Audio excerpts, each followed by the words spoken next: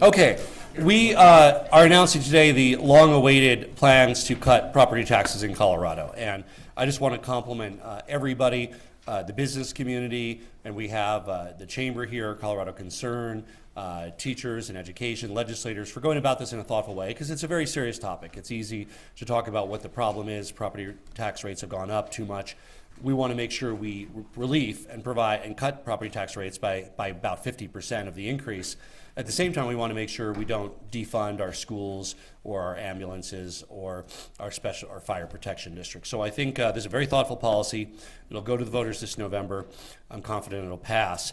I want to thank legislative leaders championing this effort: President Fenberg, Majority Leader Moreno, Majority Leader Duran, Speaker McCluskey, Speaker Pro Tem DeGray Kennedy, and Representative Weissman and Senator Hansen. These are folks who have really worked tirelessly. I also want to thank Kerry Kennedy, Kevin, with the team for doing a lot of analysis work on the fly, because these are very important policies to get right. Look, there's a strong coalition calling out for property tax relief. First and foremost, homeowners in our state face record increases if we don't act. This will decrease the property tax rate for every homeowner in our state.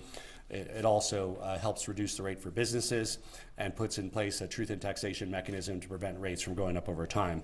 I want to thank Mike Kopp with Colorado Concern, who supports this initiative, David Eddy from Boeing, Rick Sapkin from Edgemark, J.J. Ament, Denver Metro Chamber, Jen Walmer, Democrats for Education Reform, Kevin Vick, Colorado Education Association, Scott Wasserman, Bell Policy Institute. Really just so you can see kind of left and right coming together to find a way to cut property taxes in our state in a sustainable way. Last session we did a 2-year cut. I think what people of our state want to see is how do we have predictability and low property tax rates for the future. This does that for a decade. And I think that'll be one less thing for Colorado families to worry about, is their property taxes increasing at too fast a rate. Most importantly, we have folks who are going to share their actual stories about what this property tax cut means for them. We have Daniel Ramirez, the owner of Los Dos Potrillos, which is a restaurant paying the commercial tax rate. This rate brings down the commercial tax rate. Rosa Buenuelos, a homeowner, a retired senior who faces major increases in her bill. And Brooke Zerbato, someone who feels these increases in her own life, also sees the impact of these increases as a realtor in her professional life. So look, we've seen huge growth in home values in Colorado. That's because Colorado is a great place to live, and we are working, as you know, on changing our housing policy to make sure there's more homes that people can afford for rent, for purchase. But the fact that home prices have gone up drives property taxes up. And they've gone up at a rate significantly faster than inflation. And we need to provide relief now to make sure that people can afford to live in their own home. And that's a basic value. People should be able to afford to live in their own home and shouldn't be forced out of where they live just because the value of their home has gone up. Brooke, who's here with us today since 2019, her home property taxes have nearly doubled. And without this action, her taxes would go up $1,300 next year. Rose Buenuelos' taxes have tripled since 2020. And without action, her taxes would go up $900 next year. And Daniel Ramirez has similar increases as a small business owner of a restaurant. Last year, we took major steps to reduce these increases by passing $1 billion in property tax relief, but that was over 2 years. Today, we're bringing forward the long-term solution. Really 3 things that we are setting out to solve. Number 1, immediate property tax relief with predictability over time. We're doing that. Number 2, address some of the problems that Gallagher created, the Gallagher Amendment, now repealed by the voters. That put Colorado in a worse competitive environment because it increased the rate on non-residential property, on businesses. We want Colorado to be competitive, to attract good jobs here. This helps address this by reducing the property tax rate for non-residential businesses over time. And third, a mechanism to prevent rates from going up faster than income. After a lot of thoughtful deliberation, we arrived on the truth in taxation mechanism. Our neighboring state of Utah has this. It has a lot of data that shows that this is a very effective way to prevent increases in property tax that exceed people's ability to pay them. Under this proposal, Colorado voters will see their average property tax increase go from over $1,000 to just over $400. Obviously, the exact amounts depend on where you live, the value of your home, the increase in the value of our home. But just so you're looking at this as the state average, from over $1,000 increase to about a $400 increase when this passes in November. This proposal would immediately reduce the assessment rate, that's the percentage that people pay on their property value for their home or their business. It would give every homeowner a $40,000 reduction that they don't pay zero taxes on. So the first $40,000 of your home value, zero taxes for the next decade. And it caps property tax collections to the rate of inflation. That's a long-term replacement to the Gallagher Amendment that will help make sure that Colorado remains one of the lowest home property tax states. This is also good for Colorado businesses and renters. We're proposing lowering tax assessments on businesses by over 10% over the next decade, saving businesses hundreds of millions of dollars and fixing the distortion that Gallagher led to. 3 years ago, we came together to repeal the Gallagher Amendment. This common sense proposal will help replace that with a thoughtful way to prevent undue increases in property tax. I just have a few words to say in Spanish, and then I'll turn it over to Senator Fenberg. Hoy estamos anunciando una nueva propuesta para ahorrarle dinero a los habitantes de Colorado en sus impuestos sobre la propiedad. La mayoría de las personas en todo el estado recibieron sus nuevas valoraciones por correo la semana pasada y se sorprendieron al ver cuánto aumentó el valor de su vivienda al igual que sus impuestos. Esta solución a largo plazo le brindará a los votantes de oportunidad de evitar fuertes aumentos en sus facturas de impuestos mientras nos aseguramos de proteger los servicios locales críticos como bomberos y educación. Este noviembre, los votantes de Colorado podrán votar para reducir la factura que el promedio es de $1,000 a alrededor de $400, ahorrando a la mayoría de los propietarios miles de dólares en los próximos años y también los negocios pequeños. Esta propuesta no solo beneficia a los dueños de propiedad, pero también a los dueños de negocio y a las personas que rentan. Gracias, and I'd now like to present Senate President Steve Fenberg. Good afternoon. Thank you all for being here today, and thank you to the governor for your leadership on this issue. I don't think many people need a whole lot of convincing, but we all think Colorado is a great place to live and to raise a family. And that's why our population has grown so quickly, and it's why property values have jumped as well. And now, that is catching up to us. We are feeling the pain of what that has caused. Coloradans are preparing to get hit with painful property tax spikes. And that's why we are here today. We are here today to take action now, to meet the moment and provide real relief for Colorado families. Our proposal has the ability to deliver long-term reductions while providing immediate savings on this year's property taxes. We're so excited to finally be at a place where we are sharing the details with all of you today. Last November, voters put their trust in many of us to build a better Colorado for all. They trusted us to tackle the big problems facing our state and seek transformative, sustainable solutions that will propel Colorado forward. This November, we are putting our trust back in the voters. The bill we are introducing later today sends our proposal to this fall's ballot, meaning you, voters, will have the opportunity to vote for historic changes to receive immediate property tax relief and keep Colorado property tax rates at one of the lowest in the nation. But what really makes this proposal special is that while we can save Coloradans money on their property taxes in the short and the long term, we can also at the same time protect the funding for our schools, our fire districts, our local governments that we all rely on every day. So while we would be reducing the tax rate for the next 10 years at least, cutting property tax increases in half, and saving homeowners on average more than $1,000 over the next 2 years, we would also be ensuring the public services that we all rely on don't get the short end of the stick. As our state continues to grow and change, we must be thoughtful about building systems that allow folks at every income level in every corner of this state to afford to thrive in the communities that they call home. This November, we have the opportunity to build towards a Colorado everyone can afford to live in.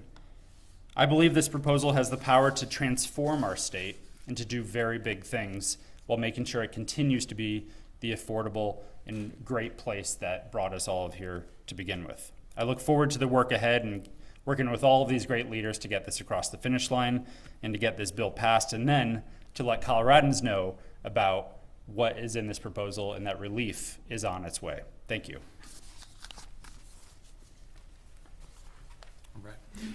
Thank you, Governor, and thank you, President Fenberg. I just wanted to add a few details to this important discussion that we're launching today with this new bill. I was pleased to be a sponsor last year of Senate Bill 238. It provided about $1 billion plus of property tax relief over 2 years, and this package will more than double that relief for Colorado homeowners. You heard the governor mention what this might mean for an average homeowner in the state of Colorado. We're essentially cutting the impact of the property tax valuation changes in half or more for taxpayers around the state. That means if you have an average home, as was mentioned, it's about $1,100 or so of additional tax liability. If no action is taken, with this bill, we're going to be bringing that down to below $500. That is a major impact on people's monthly budgets, and I'm really proud to be a part of this important effort. The other thing that's important to mention is this plan also includes senior homestead portability. This has been something we've struggled with to figure out a long-term solution to make sure that seniors who now qualify for the senior homestead exemption can use that exemption even if they have to downsize or change their home situation. That's a very important part of this package, and it means that folks that have that exemption, seniors on fixed income, they are going to be able to use that exemption for the rest of their lives, even if they change their housing situation. So that's one of the things I want to make sure we highlight and make sure voters understand. As this is in front of everyone on the ballot this November, we have a chance to make major structural reform to how we do property taxes, long-term relief, and build on the success we had last year from Senate Bill 238. So I'm so pleased to be a part of this effort, and I'll now turn it over to my colleague, the Speaker Pro Tem, DeGree Kennedy. Thank you, Senator Hansen. You know, one of the things that I really want to emphasize in my remarks is about what we're doing to make sure that our school districts, our fire districts, and our county child welfare offices are kept whole. You know, there have been ballot measures proposed in recent years, including this year, that would have a devastating impact on our ability to fund these critical services in our communities. But what I believe we found with this piece of legislation is a responsible and balanced approach that both delivers the property tax reductions that people are going to need to keep up with the high cost of living without undercutting the ability of our local governments to keep up with these critical services. What we're going to be doing is using backfill from the Tabor surplus to help provide for these reimbursements for the local governments, and making sure that they're able to help pay firefighters more, pay teachers more to help them live in their communities, and staff up their child welfare departments where there's a lot of work to be done that very much needs to be done.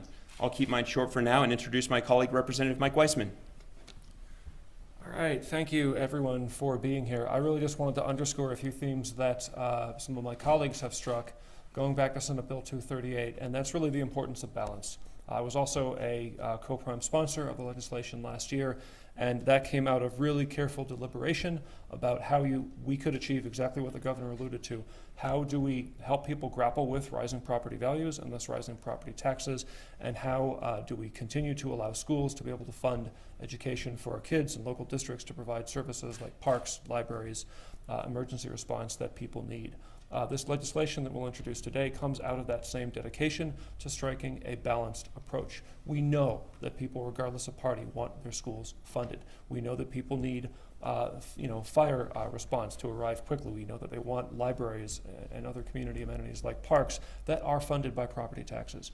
At the same time, some parts of our state in particular, I'll use my own city, Aurora, as an example, have seen profound increases in valuation. I represent North Aurora. You look at some homes in our city, going back 10 years, prices have tripled. Going back to the housing crash, prices have quadrupled in some cases. Nobody's wages have quadrupled.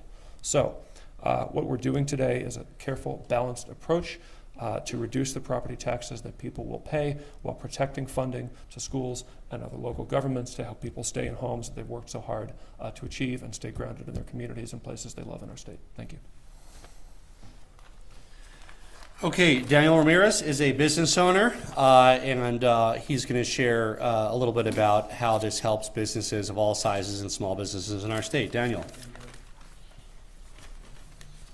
Hello, everyone, y buenas tardes. My name is Daniel Ramirez, and I'm the co-CEO of Ramirez Hospitality Group. So what Ramirez Hospitality Group is, we are Los Dos Potrillos Cerveceria, Los Dos Potrillos Express, Los Dos Prios Dos Tacos, and of course Los Dos Cocina y Cantina we just opened in North Bend this past month.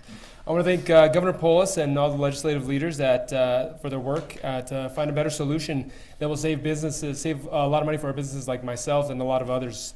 Like others, I've seen property taxes that have gone up the last couple of years, and I fear that what could happen if action is never taken, that we will end up hurting towards the back end. And this bill is going to end up helping a lot of us, and everything that we end up saving is going to be able to help us reinvest back into our employees and back into our wonderful staff. I like to say is Colorado's helped us create our American dream, and now it's our job as business owners to help creating our employees' American dream.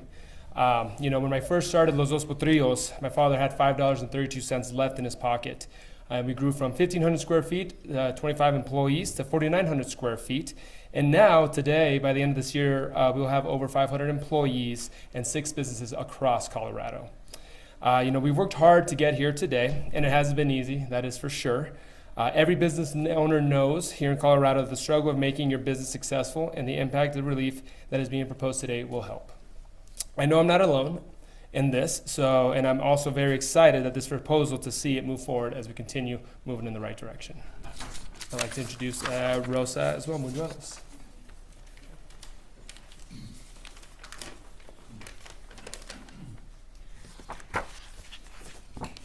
I'll be translating for Rosa. So. Hola, buenas tardes. Yo soy Rosa Bañuelos. Quiero agradecer al gobernador Polis y los líderes legislativos para invitarme hoy aquí. He trabajado duro durante toda mi vida para ganarme la vida. Mi marido trabajó por 25 años para el ferrocarril y yo trabajé por 10 años en una lavandería y como limpiadora. Hace unos 27 años mi esposo murió, así que estoy viviendo sola en mi casa. Hello, good afternoon. I'm happy to be here today and share my story. I want to thank Governor Polis and the legislative leaders for having me here today. I've worked very hard throughout my life to earn a living. My husband worked for 25 years for the railroads, and I worked for 10 years in a laundromat and as a cleaner. About 27 years ago, my husband died, so it's just me living alone in my house. En los últimos años he visto mis facturas de impuestos sobre la propiedad más del triple. En el 2020 pagaba $900 en mis impuestos sobre la propiedad y en el 2022 he pagado $2,800.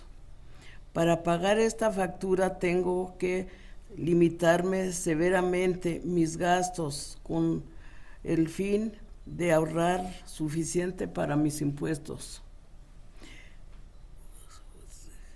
Over the past few years, I've seen my property tax bill more than triple. In 2020, I paid $900 in property taxes. In 2022, I paid $2,800. To pay that bill, I've had to severely restrict my spending to save enough money to make the payments.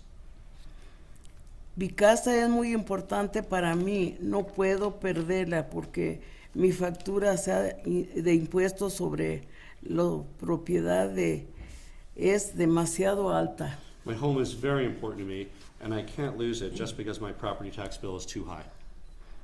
Me preocupa que los aumentos es demasiado alto, entonces no tendré suficiente dinero para pagar los impuestos de otros elementos necesarios que me privo.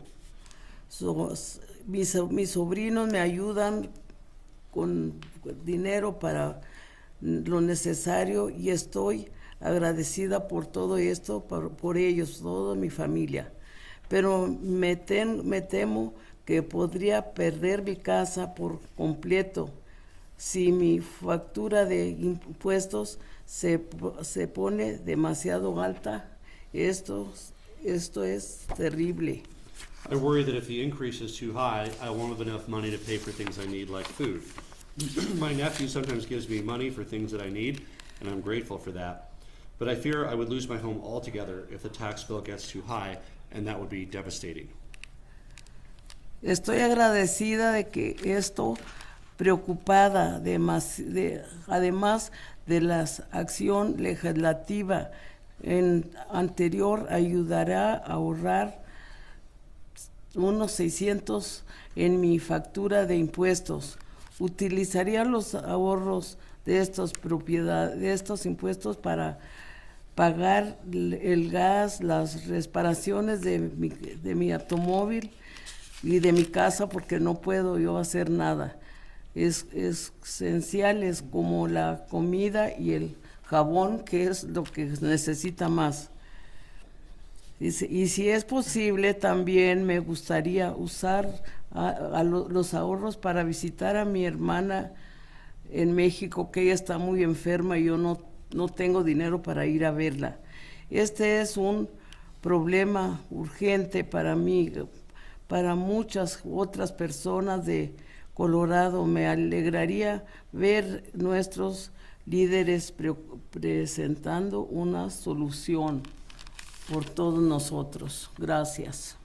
I'm so grateful that with this proposal, in addition to other legislative action, will help save me nearly $600 a year on my taxes. I would use the savings from this proposal to pay for gas, car repairs, and essentials like food or soap, whichever I need more. And if possible, I would use the savings to visit my sister in Mexico, who is in very poor health. This is an urgent issue for myself and so many other Coloradans, and I'm glad to see our legislative leaders bringing forward a solution. Thank you.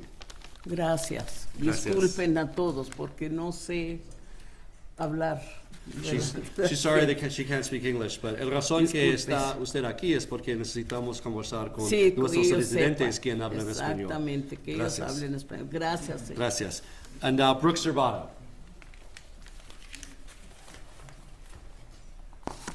Hello, my name is Brooke Zerbato, and I'm happy to be here today to talk about the impact that rising property taxes has had on my own family, but as well as the families I work with as a realtor.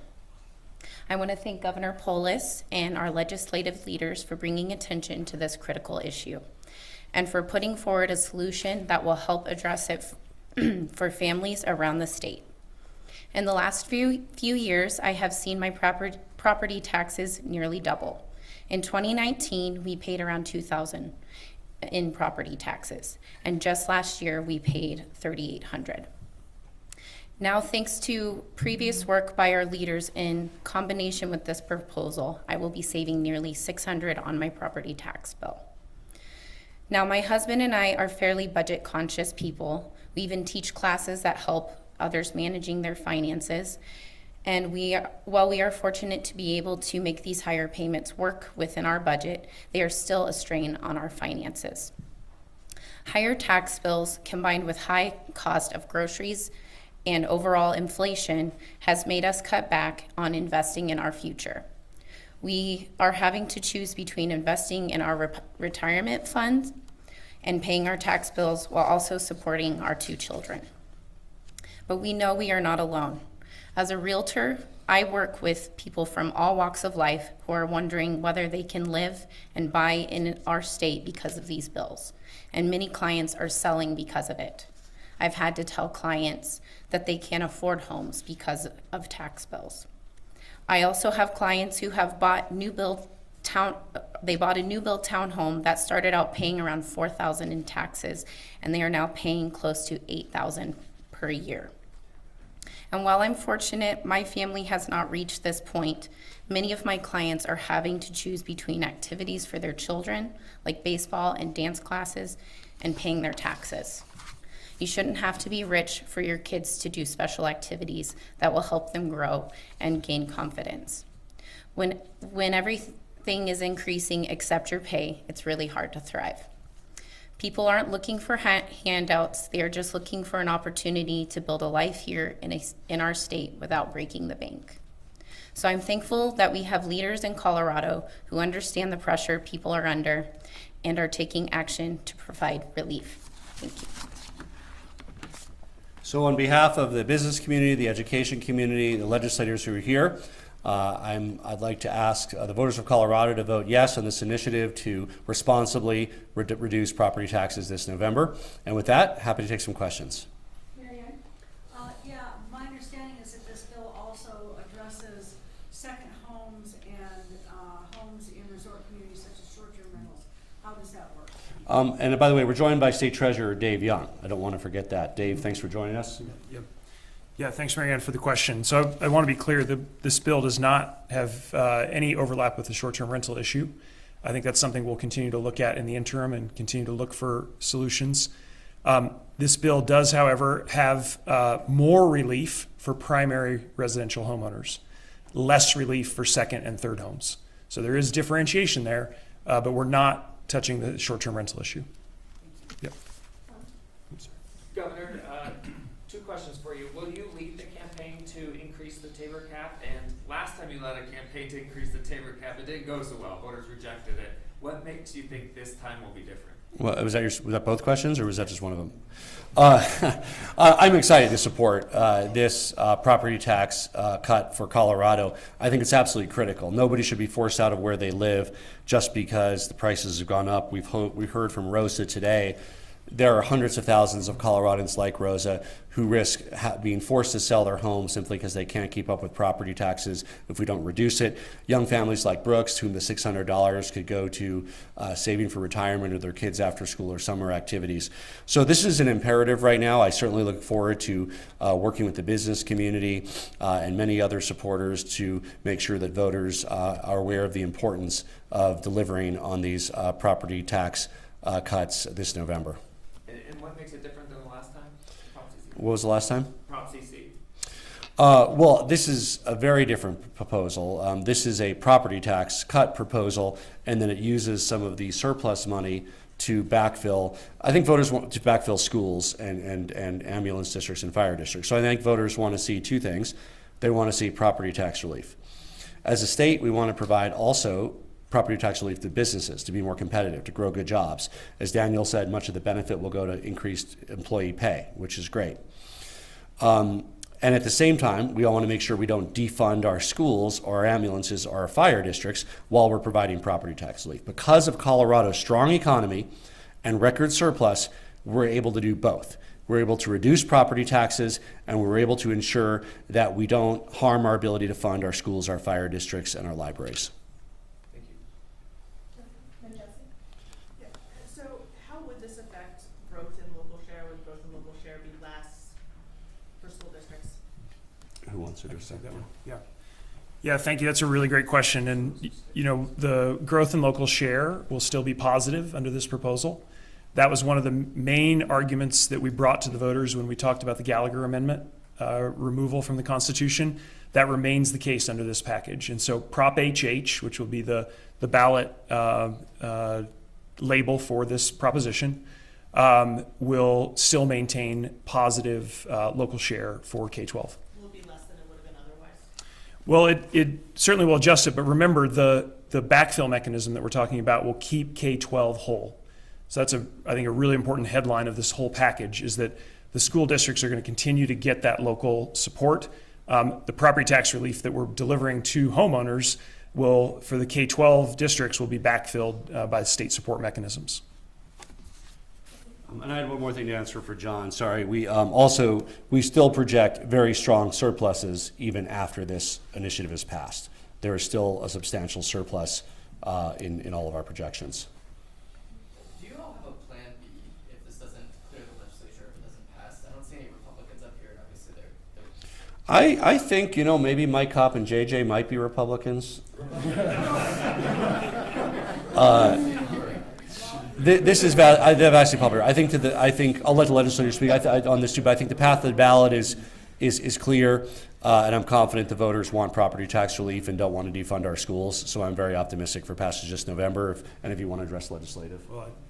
Yeah, just one quick comment to add. There is a companion bill that we're going to be launching in parallel with the package we've just discussed that makes some reforms on the assessment side, and we think we will have strong bipartisan support for that part of the package. So there are some other moving pieces here that I think will garner support across the aisle. And just a follow-up question, obviously this might not be the only property tax measure on the ballot. I see Mr. Wasserman over there in the corner. I don't know if CEA or Bell Policy Center is committed to not pursuing their package of property tax measures should this make the ballot. Well, I don't know what other people will put on the ballot. I think who you see up here are people that support this ballot initiative. So business community education, and the broader the coalition, the better it needs to pass. This is what's coming from the legislators in this building. Obviously, the people can do whatever they sign and gets on the ballot, but this is the most thoughtful, best policy proposal to give people relief without jeopardizing funding for our schools. And it took a lot of work to get there. Business community, education, legislators, so many others, thoughtful discussion. I'm very excited to see it come to fruition, and I look forward to seeing this passage this November. So this bill tries to kind of say that property taxes should increase roughly at inflation, not too much more, seems to be the idea. The rent stabilization bill tried to say the same thing about rent levels, but did not succeed. I think renters will want to know, what will you do, if anything, for them along a similar lines? So first of all, when you look at a rental property, just like other properties in the Denver metro area, homes, let's talk about a single family home, multifamily as well. If the property tax bill was scheduled to go up $1,100 a year, that's basically passed along to renters. If we reduce that to $500, that's what gets passed along to renters. So renters benefit directly from reducing the property tax rate that also impacts the home that they happen to rent. Follow up on that, Governor. There's other market forces involved with setting rent rates, right? With what? There's other market forces involved with setting rent rates. Oh, there are so many, but we're talking about this bill, right? I know there's the quantity of housing. There's a million other bills on housing. It's a big priority for us. But I mean, on this particular bill, if property taxes went up that much, renters would pay that much more. So we want to solve for that. Obviously, this particular initiative can't solve for everything related to housing or renters or everything under the sun. Thank you. Good, thanks. Thank you.